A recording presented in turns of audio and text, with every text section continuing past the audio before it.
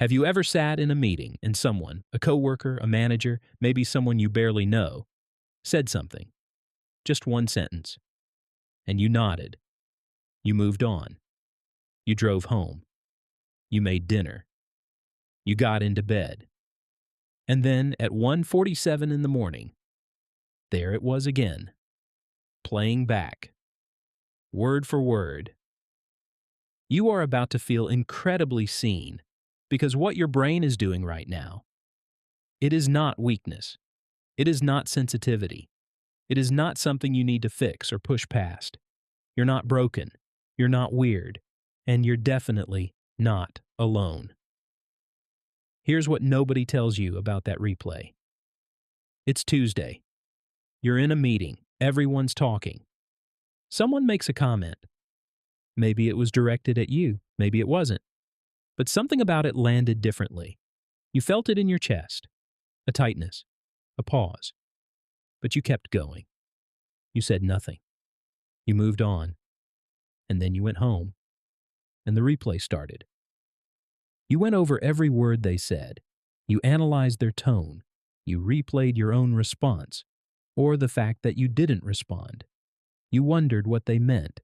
You wondered what everyone else in that room thought. You imagined different versions of the conversation. Better ones, sharper ones. The ones where you said exactly the right thing at exactly the right moment. And now it's been 3 days, and you're still thinking about it. This is not a character flaw. What you are experiencing has a name and a reason. Your brain has a system, a deeply sophisticated system, designed to keep you safe. It's called your nervous system, and it is running constantly, scanning everything around you for signals. Not just physical danger, social danger too. Because for human beings, social rejection, being dismissed, being embarrassed, being misunderstood in public, that registers in the same part of your brain as physical pain. That is not a metaphor. That is neuroscience. When your coworker made that comment, your amygdala, the part of your brain that tracks threats, flagged it. It flagged it as unresolved. It flagged it as a situation that needed more information. And your brain, being the brilliant protective system that it is, put that file in a loop, replaying it, looking for answers, looking for resolution. This process is called rumination. And rumination is not your brain failing you. Rumination is your brain refusing to close a file that it doesn't have enough information to close yet. Think about it like this. Imagine your brain is the most thorough administrator you have ever met. When something happens that it doesn't understand, something that feels like a social threat, it doesn't just shrug and move on. It opens a file, it labels it, it places it in a queue, and it keeps checking back on that file until it has an answer. That is what's happening at 1:47 in the morning. That is what's been happening in the shower, on the commute, in the middle of a completely unrelated conversation. Your nervous system flagged the moment as unresolved. And here's what nobody tells you. Your brain will keep replaying that file until you give it what it's looking for.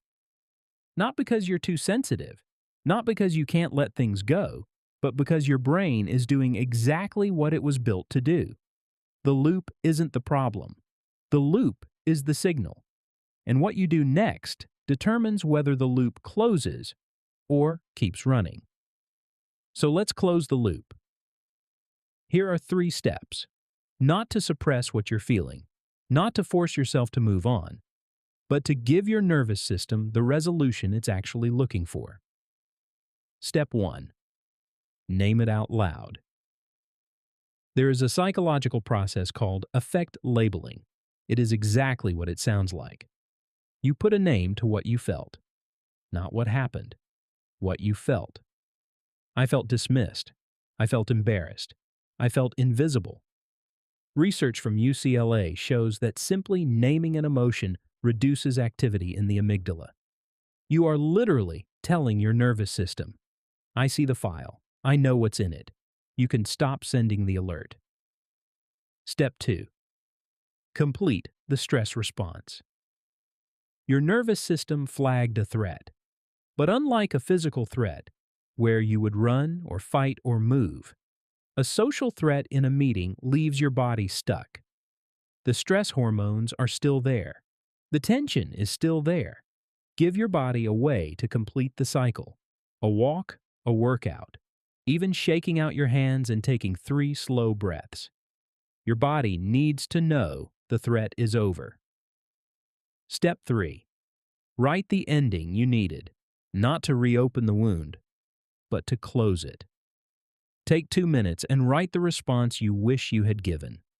Not to send it, not to rehearse it, just to let your brain experience resolution.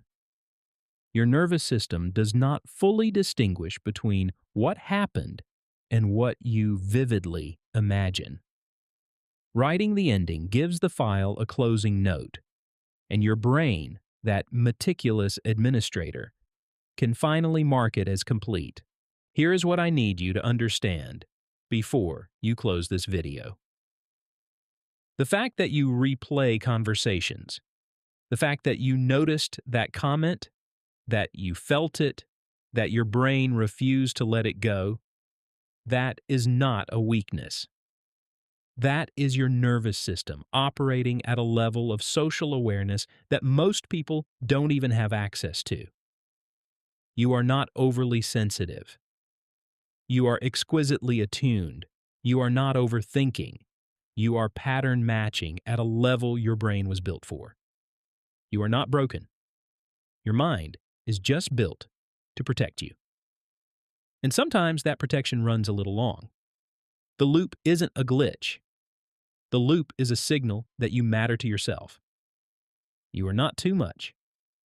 You are not too sensitive. You are not someone who can't let things go. You are someone whose brain takes its job seriously. And now you know what to do with that. Which of these 3 steps hit you the hardest tonight? Drop the number in the comments. I genuinely read every single one.